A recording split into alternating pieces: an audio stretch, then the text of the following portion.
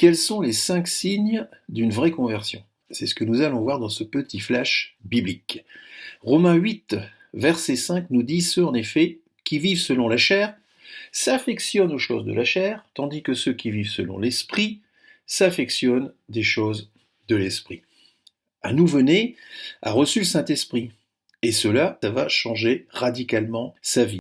Sa vie va changer de mois en mois, d'année en année, et il va avoir un comportement qui ne trompe pas dès le départ de sa nouvelle naissance et qui démontre surtout que sa conversion est bien réelle. Ce comportement, c'est sa progression. Sa progression sur 5 signes précis. Quels sont ces 5 signes? Il y a d'abord la repentance, puis la soif de la parole, la discipline, le service et le témoignage. On va commencer donc par le premier signe qu'est la repentance. En fait, on va se dire que le nouveau-né, il plaide coupable. Il plaide coupable concernant sa nature pécheresse, et à partir de sa nouvelle naissance, le nouveau-né ne cessera pas de combattre ses péchés, ces fameux péchés qu'il réalise encore sans relâche. De l'entretien de ses péchés avant sa conversion, il passe après sa conversion à une détermination sans faille pour, cette fois, non plus entretenir ses péchés, mais pour les anéantir. En clair, le nouveau-né ne supporte plus, le véritable chrétien ne supporte plus d'être encore pécheur, car il a d'une part la crainte de Dieu, et d'autre part, il désire plaire à Dieu. Donc, il a décidé de renoncer à sa vieille nature en mourant à lui-même. Donc ça, c'est vraiment le premier signe, la repentance. Le second signe, c'est la soif de la parole. Et le nouveau-né est porté par le souffle de l'esprit qui met en lui le vouloir et le faire. Ça, c'est dans Philippiens 2, verset 13. Et dans Actes 6, verset 7, il est précisé que la parole de Dieu se répandait de plus en plus. C'est toujours ce qui se produit pour un véritable chrétien. La parole de Dieu ne cesse de le nourrir de façon croissante. Le chrétien, né de nouveau, c'est un homme ou une femme bouillant dans son désir de connaître Dieu, de par lui-même, et pas seulement au travers de prédications ou d'enseignements. Il a une soif sans fin de progresser dans la méditation de la parole de Dieu. Ça, c'est le second signe, la soif de la parole de Dieu. Le troisième signe, c'est la discipline. On va lire le psaume 1 des versets 1 à 3. C'est un commandement qui est précieux et inestimable. Il est dit: heureux l'homme qui ne marche pas selon le conseil des méchants, qui ne s'arrête pas sur la voie des pécheurs, et qui ne s'assied pas en compagnie des moqueurs, mais qui trouve son plaisir dans la loi de l'Éternel et qui la médite jour et nuit. Il est comme un arbre planté près d'un courant d'eau qui donne son fruit en sa saison, et dont le feuillage ne flétrit point. Tout ce qu'il fait lui réussit. Mon frère, ma sœur, pour connaître et faire les commandements de Dieu, que faut-il faire? Il faut être discipliné. Il faut mettre en place quelque part son programme d'activité spirituelle, et il faut surtout s'y tenir.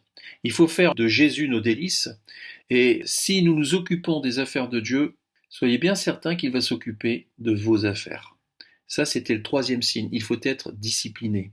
Méditer la parole de Dieu, c'est quelque chose de très important. Et c'est un signe très important qui démontre bien que nous sommes nés de nouveau. Le quatrième signe, c'est le service. Plus l'enfant de Dieu progresse dans la parole de Dieu, dans la foi, dans la discipline, plus le nouveau-né va s'engager à servir Dieu. Selon ses talents, selon les dons qu'il a reçus de Dieu. Il va travailler au sein de la famille de Dieu. Il va se mettre à construire et il va bâtir son programme spirituel. Le nouveau-né est un membre aussi du corps de Christ qui échange, qui partage, qui participe et qui soutient le corps de Christ. C'est aussi celui qui va se donner pour la gloire de Jésus. Donc en fait, on se dit que servir son Dieu, c'est un honneur et c'est vivre en communion fraternelle, et tout cela est évidemment une grande joie. Ça, c'était le quatrième signe, le service. Le service, être dans le corps de Christ. On a tous une place dans le corps de Christ. On va terminer par le cinquième signe qui est le témoignage. Le témoignage, il va dépendre des 4 premiers signes que nous venons de voir. parce que on va témoigner, on va cultiver l'humilité dans la repentance, on va être un passionné de la parole de Dieu, on va entretenir une discipline spirituelle, quelles que soient d'ailleurs les circonstances, et on va être engagé à servir le corps de Christ. Tout cela, donc ces 4 premiers signes vont former le 5e, qui est le témoignage. Pourquoi? Parce que nous allons proclamer la vérité et le véritable évangile. Et tout cela ne peut que diffuser, quoi qu'il arrive, un précieux témoignage. Pour conclure, nous venons de voir les 5 signes, qui sont 5 signes progressifs produits par la nouvelle naissance. Évidemment, de grâce, ne jugeons jamais et ne cherchons pas non plus à nous comparer, ça c'est clair. Nous ne sommes pas dans une compétition, ça, il faut bien le savoir, au mérite avec des œuvres charnelles, surtout pas. Et seule, faut bien se le dire, seule la grâce de Dieu est salvatrice. Les signes ne se manifestent pas de suite, ça c'est très très clair, on vient de le voir, ils sont, comme nous l'avons dit, progressifs. Et c'est la progression qui est la racine de l'ensemble de ces 5 signes. C'est lorsque l'on voit quelqu'un progresser, eh bien on peut être heureux et se dire que c'est un enfant de Dieu. Alors prions pour celles et ceux qui sont en chemin, car nul ne peut dire qui sera sauvé ou non. Ça c'est clair. La question à te poser est celle-ci, ce sera ma conclusion. Vis-tu une progression significative de ces 5 signes depuis le jour de ta naissance? Je répète, vis-tu une progression significative de ces 5 signes depuis le jour de ta naissance? Eh bien, si c'est le cas, gloire à Dieu. Voilà, frères et sœurs, à très bientôt donc pour un nouveau flash biblique. Soyez abondamment bénis.